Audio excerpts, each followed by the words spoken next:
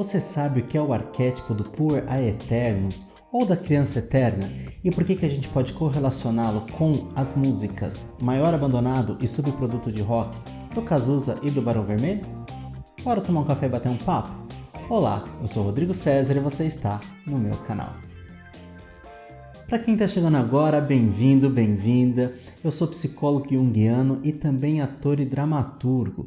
E aí eu faço essa misturança entre psicologia analítica de Carl Gustav Jung, arte, cultura e comportamento.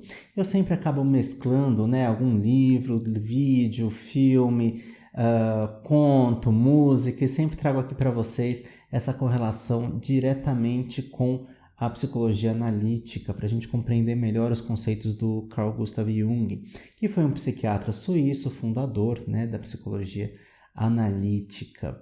Bom, mas antes de mais nada, eu quero falar que aqui no canal a gente tem outro vídeo sobre a criança eterna e a frustração, o Puer Aeternus, e lá naquele outro vídeo eu falei que a palavra Puer vem do grego, e esta é uma informação incorreta. A palavra Puer vem do latim, então eu agradeço as pessoas que deixaram comentário lá no vídeo, para fazer a correção. Aqui está feita a retratação, lá no vídeo também a gente fez o que pôde na legenda, e é isso, a gente está aí fazendo essa retratação. Mas antes de mais nada, eu quero falar sobre o arquétipo do Puer. O arquétipo do Puer é o arquétipo da criança interior. E essa criança interior, ela está com a gente desde sempre, não é só porque a gente cresceu que ela deixa de existir. Então, quem que é essa criança interior? Sobre isso eu exploro mais a fundo no outro vídeo, e a partir daqui, vou deixar o link aqui na descrição, e a partir daqui a gente vai fazer uma correlação entre teoria e aquilo que a gente encontra mundão afora, ou seja, nas letras do Cazuza com o Barão Vermelho, essas duas músicas, inclusive, Maior Abandonado e Subproduto de Rock, são da época do Cazuza no Barão Vermelho, então a gente vai mencionar isso também. Com relação ao Puer, eu tenho aí algumas bibliografias para indicar para vocês, que é o Puer Aeternus, que é o livro da Marie-Louise von Franz, que está lançado pela editora Paulus aqui no Brasil, e é um livro que vai falar sobre a luta do paraíso, ou melhor, a luta do adulto contra o paraíso da infância, ou seja, porque o Puer Aeternus, esta criança que não quer crescer, não quer entrar para a vida adulta, esse adolescente que não quer entrar para a vida adulta, ele está sempre lutando contra o paraíso, porque ele não quer largar esse paraíso, não quer passar para a vida adulta, não quer assumir as responsabilidades, E a gente vê isso com muita intensidade aqui. Ela faz essa correlação com o livro do Pequeno Príncipe, do Saint-Exupéry, então ela vai traçar aí os aspectos psicológicos do Puer. Já no primeiro capítulo a gente vê aí algumas características do Puer, que são bem interessantes, o Puer, ele é bem fantasioso, ele está sempre ali na questão da ideologia, e não a ideologia do Cazuza, mas está sempre ali nessa ideologia, nessa coisa idílica, nessa coisa fantasiosa, onírica, às vezes megalomaníaca, não confundir com mania de grandeza, com essa coisa exagerada, mas também a gente tem que olhar para o lado de perfeição, que sempre busca a perfeição, e como uma criança, se não encontra a perfeição, perde o interesse pelo brinquedo e abandona, Então a von Franz ela vai falar bastante sobre essa questão. Já o James Hillman, que faz traz para a gente uma outra compreensão, aprofunda um pouco a compreensão até da von Franz, traz aqui no livro do Puer, também da editora Paulus, ensaios sobre o arquétipo do Puer Aeternus. E o James Hillman, ele faz um contraponto que é bem interessante, que ele coloca o arquétipo Puer-Senix. Ele não coloca só a questão do Puer Aeternus, que é a criança eterna, mas ele traz para a gente o Puer-Senix. Qual que é a diferença, A criança eterna é a criança divina, muitas vezes, aquela criança que não cresce. Mas também ele traz o Puer-Senix no sentido dessa complementariedade, da flexibilidade da criança, com a sabedoria. Senix é o arquétipo do sábio, da sábia, o arquétipo da sabedoria, do velho sábio, da velha sábia. São acabam sendo sinônimos, então a gente vai usar essas terminologias aqui no decorrer do vídeo. E é bem interessante porque às vezes quando você está lendo no livro do Poor, do Hillman, ele está descrevendo ali algumas características, você fala assim, não, mas ele está falando da criança, não, mas ele está falando do velho, não, mas ele está falando da criança, não, mas ele está falando do velho, e ao contrário, né? E porque as coisas se entremeiam bastante, né? A gente acaba às vezes ficando confuso qualquer um, qualquer outro, por isso que elas andam muito juntinhas. Então ele traz essa leitura pra gente. O livro do Poor, do Hillman, ele traz alguns ensaios, transcrição de aula também, se eu não me engano, mas ele não é um livro como o da Von Franz com essa linearidade. Então ele tem questões que se repetem ou questões assim que são abrangentes, são trechos de livros traduzidos também dele, né? São livros não, desculpa, artigos dele que foram traduzidos para cá, compilados aqui nesse livro. Mas a gente também pode falar dessa outra coletânea, né, da Dulcineia da Mata Ribeiro Monteiro, que é da editora Vozes, Poor Cênicas e Dinâmicas Relacionais, porque o Poor está sempre em relação, né? O Poor tem essa questão da imaturidade, da irresponsabilidade. Quando eu falo Poor, né, não necessariamente eu estou falando só do gênero masculino, estou falando do gênero feminino também, que a gente pode chamar de puella, né? Mas geralmente a gente usa Poor para todos, né? Não só para esses dois gêneros, masculino e feminino, mas engloba todos aí as questões de gênero, porque é o comportamento arquetípico em si, né? Essa questão imatura. Esses livros eles trazem para a gente um aprofundamento muito grande no que a Tatiana Paranaguá, né, que é uma colega psicóloga, e ela coloca no canal dela, né, Tatiana Paranaguá, ela coloca que é meio que uma epidemia de Poor, né, que a gente tem vivido. E eu acho isso muito interessante quando ela coloca dessa maneira, porque às vezes quando eu estou dando supervisão, parece que a gente está batendo na mesma tecla que está com óculos com a lente viciada, mas não. A gente vê muito essa questão dos aspectos pueris e essa dificuldade da compreensão do arquétipo da sabedoria, dessa transição para a vida adulta. E eu acho que as letras elas trazem para a gente aí algumas questões para a gente poder ampliar sobre o jovem de hoje. Embora essas músicas tenham sido escritas lá na década de 80, né? A gente pode fazer essa leitura com o jovem de hoje, sei lá, quase 40 anos depois, né? Se eu não me engano é de 87, 88, alguma coisa assim, essas letras. Então tem aí em torno de 40 anos. Então a gente mudou muita coisa na tecnologia, nos hábitos, nos costumes, mas o comportamento em si, ele não se atualizou, ele continua pueril da mesma forma, e isso a gente vai ver com as músicas. Aproveita para se inscrever aqui no canal, deixa seu like, manda para os amigos, compartilha, tá? A gente está com uma campanha aí de 1000 inscritos no canal, quando tiver 1000 inscritos a gente vai fazer a primeira live aqui no canal. E então, bora dar uma olhadinha na letra? Quer dizer, nas letras? Bom, a gente sabe que o arquétipo da criança, ele tem muita idealização, muita fantasia, né? Então, assim, também irresponsabilidades, né? Tem uma luta constante contra a responsabilidade. E o Poor, a Eternos, é aquele que é eternamente criança, eternamente jovem. Ou seja, existe uma recusa do adulto em entrar para a vida adulta, na verdade, né? Em fazer essa transição. Por quê? Na infância é muito gostoso, não tem responsabilidade, tem sempre alguém cobrindo as nossas coisas, tem sempre alguém responsável pela gente, se a gente faz, tem sempre um perdão, muitas vezes, obviamente, né? Mas via de regra, a criança tem algumas moratórias aí. E quando o jovem não faz a transição adequada para o mundo adulto, ele não sabe lutar pela própria autonomia. Embora o Poor busque a própria autonomia, ele não sabe exatamente como executar aquilo, porque às vezes não faz o par, ali não faz a conjugação com o arquétipo do sábio, da sábia. Então fica um negócio meio xoxo, manco, capenga, inconsistente, insosso, aquele meme, né, que a gente conhece. Mas, como é que a gente pode pensar no arquétipo do Poor sem também pensar nos amores do Poor ou nas relações do Poor? Porque arquétipo está aí também para a gente se relacionar. E como é que o Poor vê o mundo?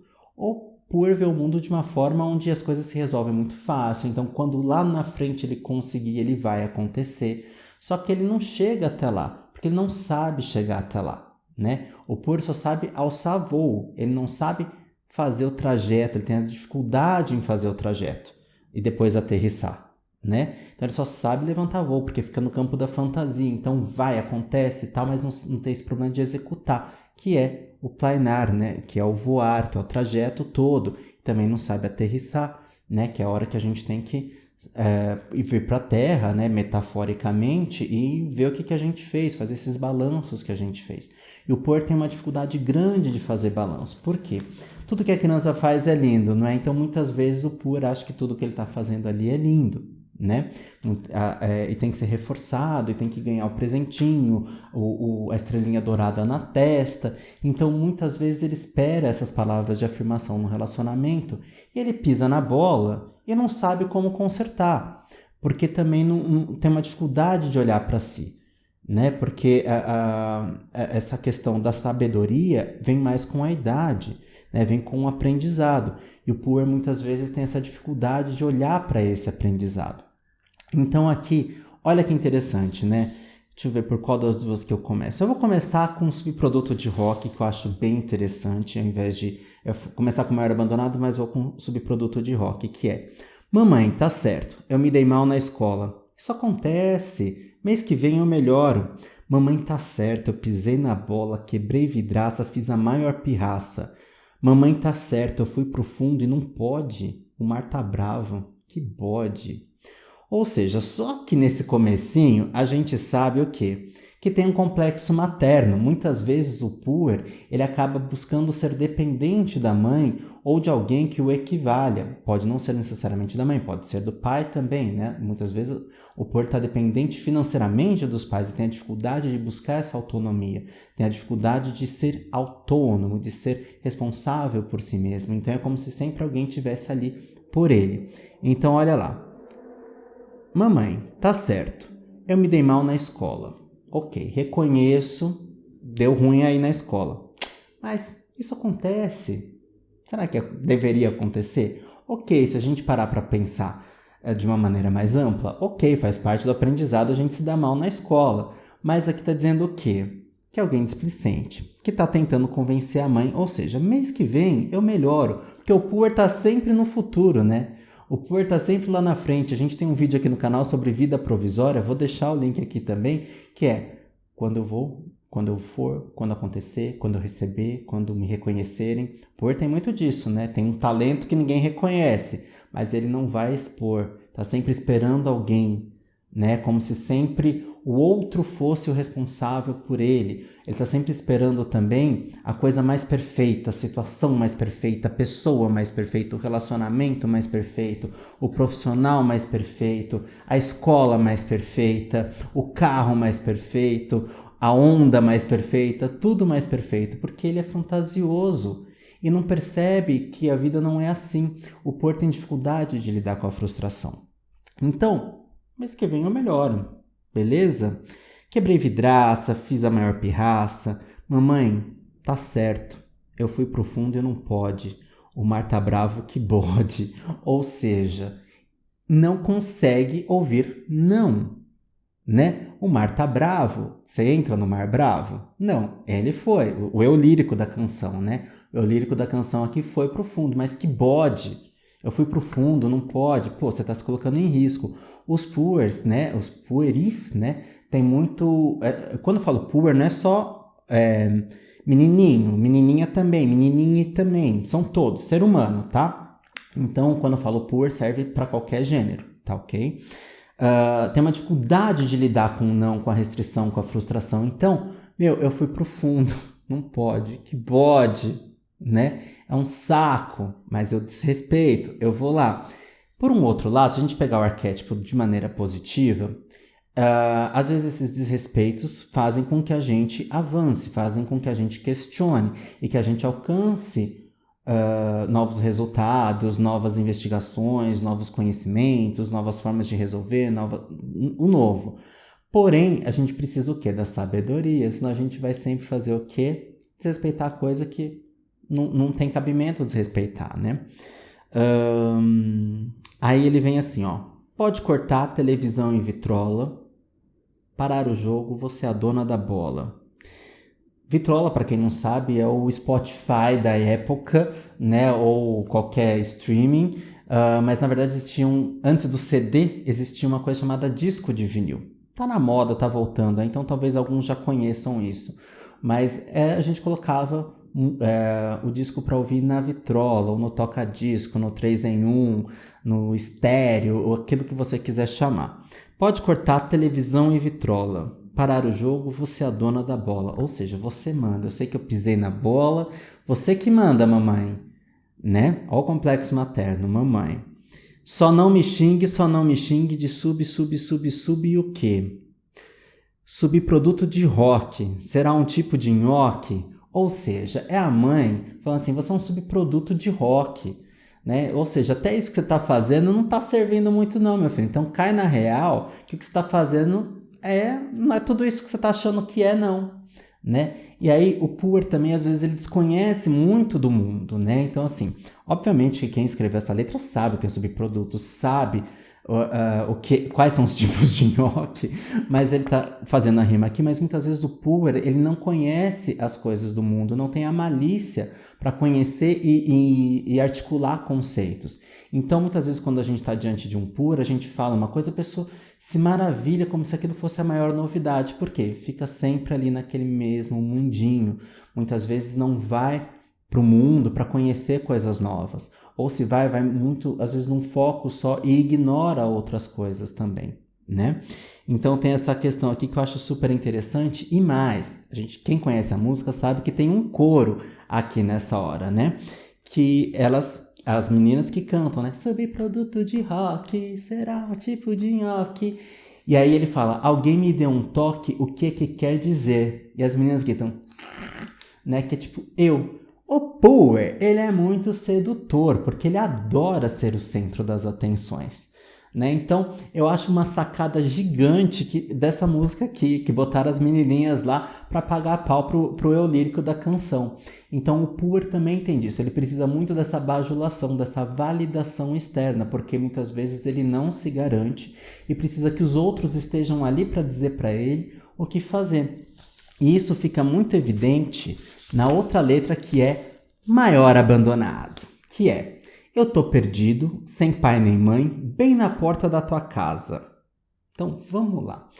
Que o Maior Abandonado, ele tem muito a ver com esse jovem de hoje que tem essa dificuldade, né, de ingressar no mercado de trabalho, de sair para procurar um emprego, ou de acessar a internet para procurar um emprego, de ter um tino de procurar e traçar a própria carreira. Tá certo que muitas vezes o jovem não sabe empreender na própria carreira, mas também paralisa, né? E espera que os outros façam, que os outros reconheçam. Então vamos lá. Eu tô perdido sem pai nem mãe, ou seja, não sei o que fazer, porque mandaram, filho, se vira, né? Eu não sei o que fazer. Bem na porta da tua casa, eu tô pedindo a tua mão e um pouquinho do braço. Porque o Poor é folgado, ele não quer só a mão, ele quer um pouquinho do braço. Então, muitas vezes, quem é terapeuta aqui vai reconhecer isso, né? Que é, o Poor fica puto da vida se ele chega na terapia, ele faz uma pergunta para você, que é, o que eu faço? E você fala, vamos pensar junto, né? E você incentiva que a pessoa chegue no próprio caminho, ele fica muito puto, porque ele quer que a gente dê a resposta. Às vezes até fala assim, mas você com a sua técnica toda não sabe me dizer o que eu tenho que fazer? Né? Ou seja, ele tem uma boa vontade em fazer, só que ele também tem, digamos, uma certa preguiça, podemos dizer assim, em resolver por si só. Né? O que complica a vida do Poor, complica a vida do terapeuta, porque muitas vezes quando o terapeuta vai devolver essa responsabilidade para o Poor, ele pica a mula. Na hora que a gente abre a porta para ver lá dentro, né, do paciente, né, o paciente abre a porta para se ver também, vai embora. E muitas vezes ele tem uma dificuldade de enxergar o que está lá dentro. Né? Porque dá um choque quando ele precisa assumir a própria responsabilidade sobre a própria vida, ele acaba tendo um choque, se pirulitando. Migalhas dormidas do teu pão, raspas e restos me interessam. Ou seja, o Poor também muitas vezes ele não tem uma questão de planejar. Então assim, às vezes o pouquinho que ele ganha, ele já fica feliz. Porque assim, ele conseguiu ganhar, né? Ele não conseguiu fazer. Alguém deu para ele, nem que sejam migalhas dormidas do teu pão, raspas e restos me interessam.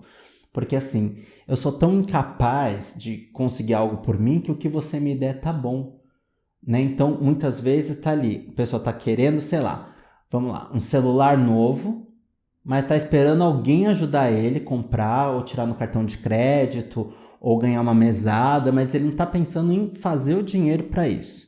Claro que os muito jovens nem tem cabimento fazer, nem tem cabimento trabalhar. Mas eu tô falando aqui do povo 18 mais, né? 20 e poucos, às vezes 30, que tá onde? Na saia da mãe, na barra do pai, né? Por quê? Acha que não é capaz, e é capaz. Só que não sabe como. E o nosso trabalho, muitas vezes, no processo terapêutico é mostrar o como. Pequenas poções, aqui tá poções, mas é pequenas porções de ilusão, mentiras sinceras me interessam. Que é o quê? Desde que você elogie, tá tudo certo. Pode até ser sincero. É aquilo que o Nelson Rodrigues fala, o dinheiro compra até amor verdadeiro, né? Mas pequenas porções de ilusão, né? Ou seja, o puro ele tá naquele pensamento idílico, megalomaníaco muitas vezes, de que vai acontecer, de que vai fazer e não faz, tem a dificuldade na execução. E a gente precisa trabalhar isso com muito afinco, né?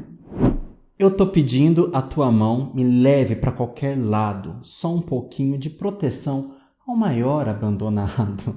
Ou seja, ele se sente abandonado, né? Ele se sente sem proteção.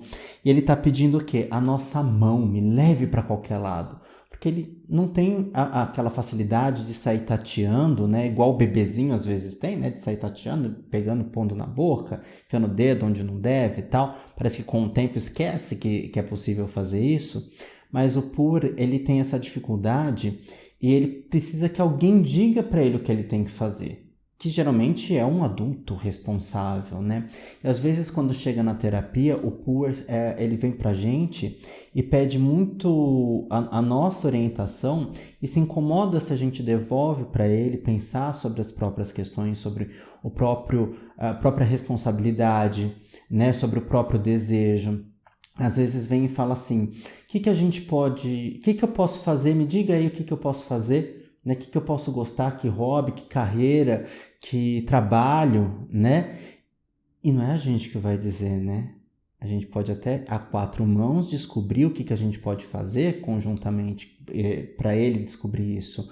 Mas o Por se incomoda demais se ele tem que olhar para isso. Porque ele tem a impressão que dentro dele é um vazio, né? Uma tábula rasa. E não é bem assim, né? Ele só precisa compreender como que ele vai buscar isso. Ele precisa compreender o como.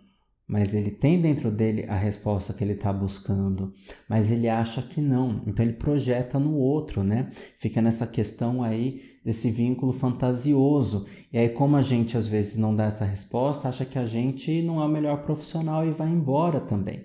Né? Então a gente tem que olhar para essa questão do Pur, que tem essa inclinação ao abandono. Se ele não gosta, é igual criança, se desinteressa pelo brinquedo, se não agradou, se desinteressa pelo brinquedo e parte. E isso acontece com relacionamento também.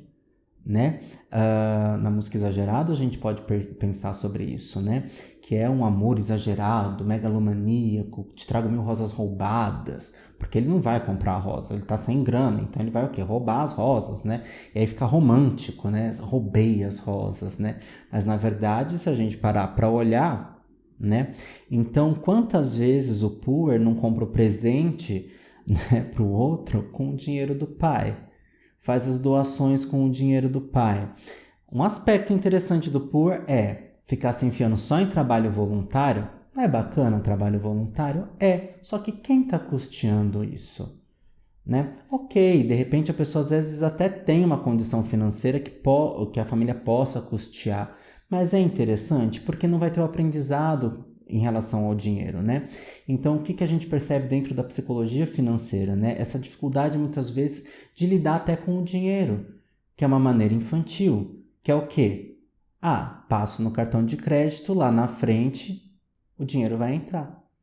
Às vezes até tem um salário que entra, mas muitas vezes o Pur vai fazendo compras parceladas, ele esquece que de parcela em parcela, daqui a pouco o tanto de parcela somadas por mês já é 2 vezes maior do que o salário. Ele não consegue honrar o compromisso com aquela dívida, né? Porque, não sei se vocês sabem, né? Quando a gente faz um parcelamento no cartão de crédito, aquilo tem nome, chama dívida. Por mais estranho que possa parecer, mesmo que esteja em dia o pagamento das parcelas, ainda assim a gente pode chamar de dívida, porque o parcelamento do cartão de crédito, o crédito, ele é considerado para a gente o quê? Um empréstimo. Tudo que se diz respeito a cartão de crédito é empréstimo. Aquela instituição financeira, bancária, ofereceu para a gente um crédito pensando assim, esse cara vai pagar. Né? Então, por isso que é tido como dívida e a gente precisa ter uma parte do nosso orçamento reservado para isso.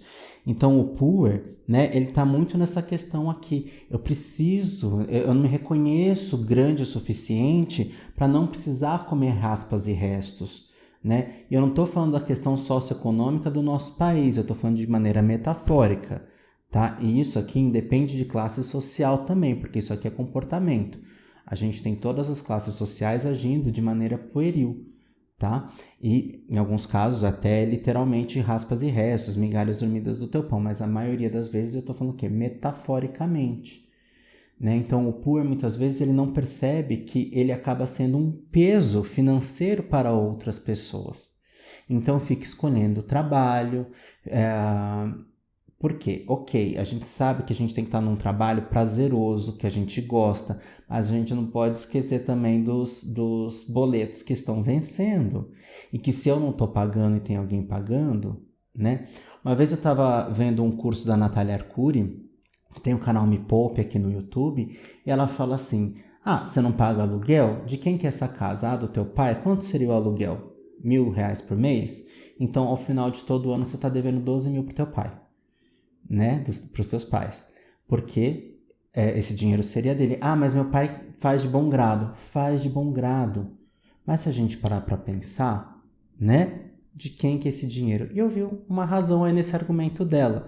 Embora assim, eu não vou polemizar essa questão, faz o que quer, cada um o que quer, mas eu estou trazendo essa questão para a gente pensar sobre a nossa própria responsabilidade em relação à nossa própria vida, às nossas próprias finanças. Então, muitas vezes o poor não está acostumado, porque não aprendeu também. A gente não pode esquecer que o poor também, às vezes, ele não aprende. Né? Então, o poor sabe fazer um orçamento mensal, sabe lidar com isso.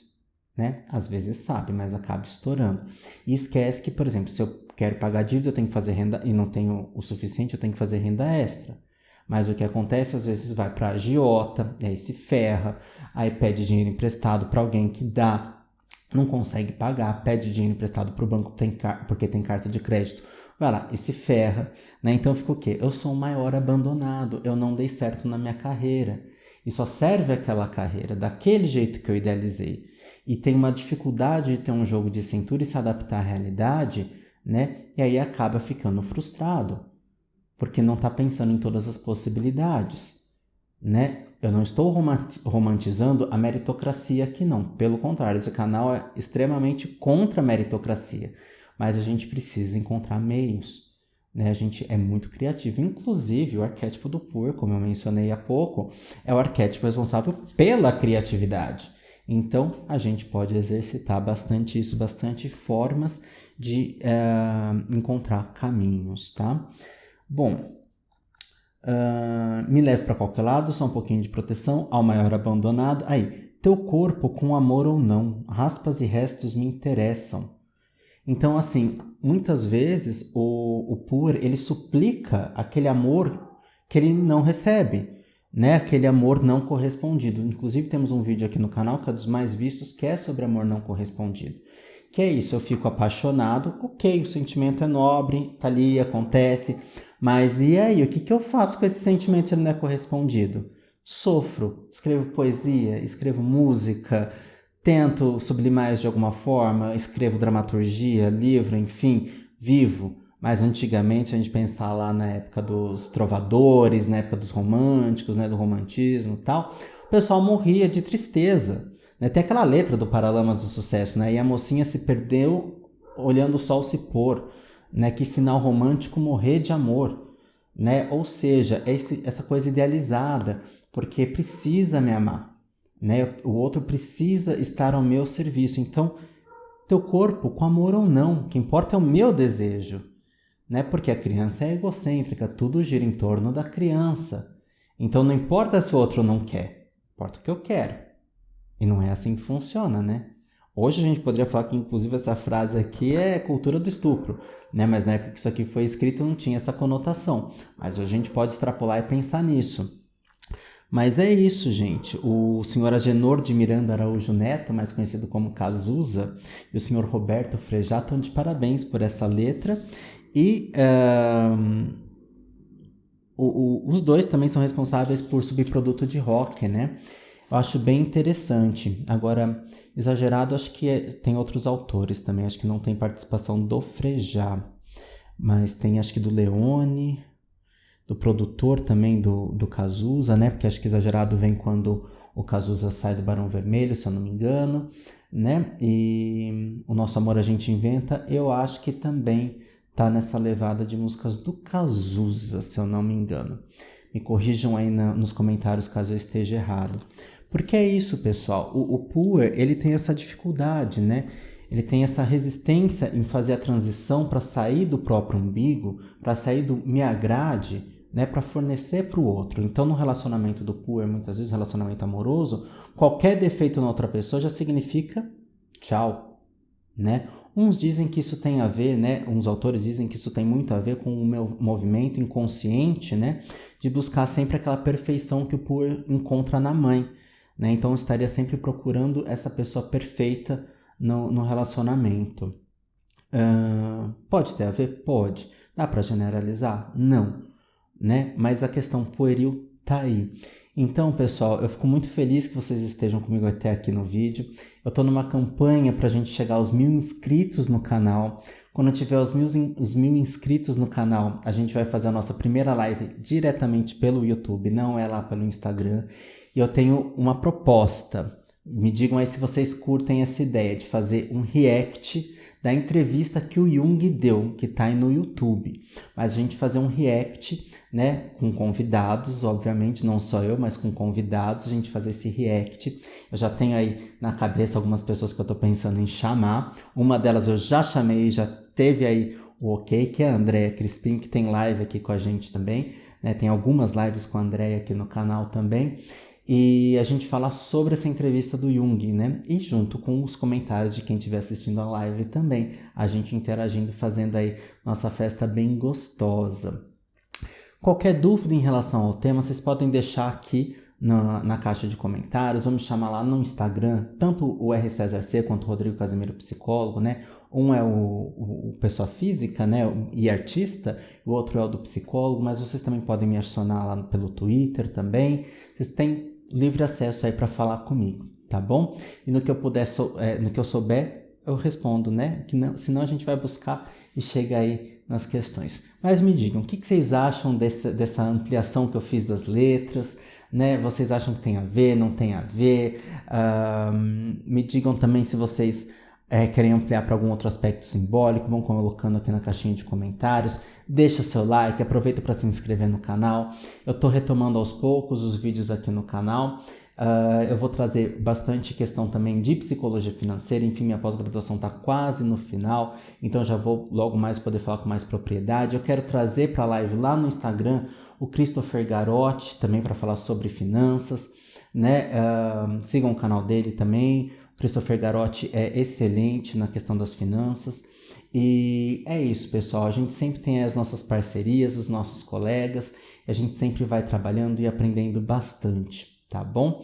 Bom, para quem quer saber sobre finanças, né, a gente vai falar aqui também, mas eu recomendo o canal do Christopher Garotti, até a Natália Arcuri também, o Primo Pobre, que eu gosto bastante do Primo Pobre, né, porque eu sempre estou botando aí já um pouquinho do conteúdo de finanças aí, eu sei que tem pessoas que gostam de saber coisas bacanas. O Você Investidor também, os meninos trazem bastante informação ali bacana pra gente. Então tem aí alguns canais que eu recomendo nesse setor também para quem ficou um pouco curioso.